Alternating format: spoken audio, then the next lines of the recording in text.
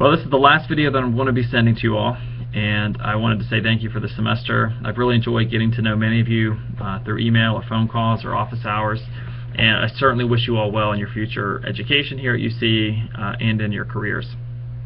I just want to talk briefly about last week's discussion board post and then talk a little bit about the remaining part of the semester. So last week I asked you to consider yourself as a CEO, and you're faced with a period of recession in which you need to cut wages, you need to lay people off potentially, and I asked you to think about how you would go about doing that, whether you would reduce wages across the board, whether you do it all at one time, whether you would phase it out over extended periods of time. And the debate that was generated among many of the participants and students in the class, I think, highlights the debate that happens among macroeconomists as well in the larger picture. So if you recall, one of the theories of Keynesian economics is that during a recessionary period, prices, and in this case wages, because those are the price that workers are paid, are slow to adjust. Okay, so they're what we call prices are sticky. And as a result, because wages are slow to adjust downward or not at all, what can tend to happen is that firms will make layoffs and eliminate positions as a result. And I think the debate, again, on the discussion board post highlights that there are individuals who are unwilling to accept lower wages and leave the firm, and there are businesses who are also unwilling to lower wages, and as a result that creates this involuntary unemployment, where you have people who were previously employed generating productive output, and as a result of being unemployed, we have a recessionary output gap in the economy. Right? So there are people who are unemployed, willing to work, and productive, but they are not able to work because wages are not flexible enough, and the cuts in wages aren't sort of applied so that there is an equilibrium between the wages and the output. And so this generates a lot of debate and discussion about how to handle this involuntary unemployment. We certainly went through it during the Great Recession. Over the last 5 to 6 years, we had millions of people who were unemployed, looking for work, previously productive, but couldn't find jobs. And so the debate centered around whether or not unemployment insurance should be extended, what the amount of that unemployment insurance should be, whether those people should be directly employed by the government, whether subsidies should be offered by businesses to hire them. So generates a lot of debate about how to handle those who are involuntarily unemployed.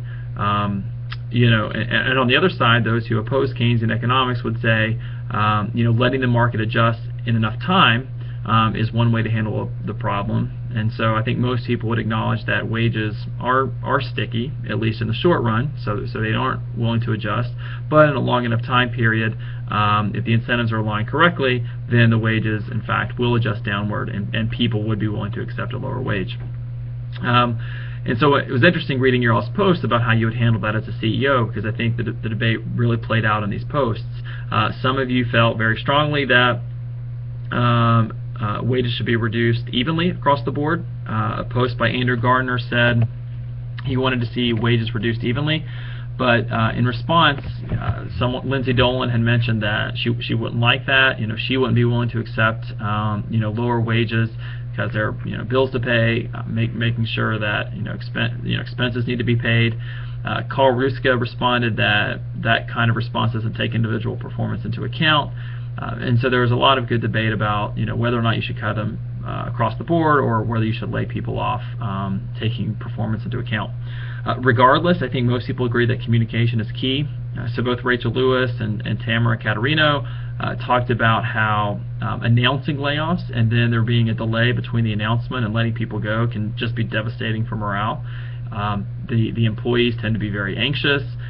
Productivity tends to really drop. The morale for those who continue to be employed remains low because they don't know if cuts are coming in the future.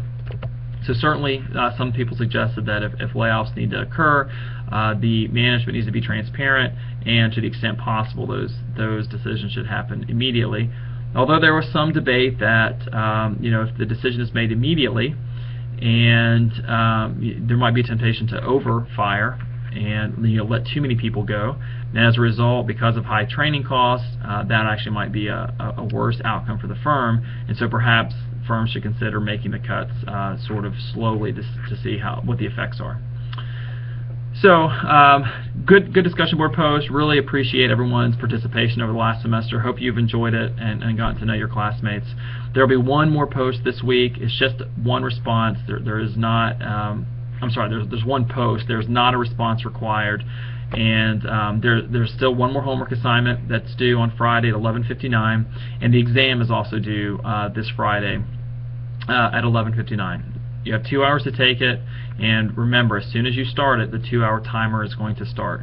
So you'll have 2 hours to complete the exam from the time that you open it. So I think that's about it. I think everyone's grades should be pretty close to finalized, and what I have in Blackboard is, of course, your grade. If you have any questions, certainly feel free to send me an email, give me a phone call. Want to make sure everything gets resolved. And again, I just want to say thank you. I really enjoyed getting to know you all this semester. Hopefully you enjoyed the class. You learned a little bit more about economics, and I certainly hope that it's useful for you in your career. Because if it's not useful in your career, then I think I've failed in this course. So please stay in touch. You've got my email address. I'm on LinkedIn. I'm on Twitter. So please stay in touch. I'm very curious how you all end up. Take care. Bye-bye.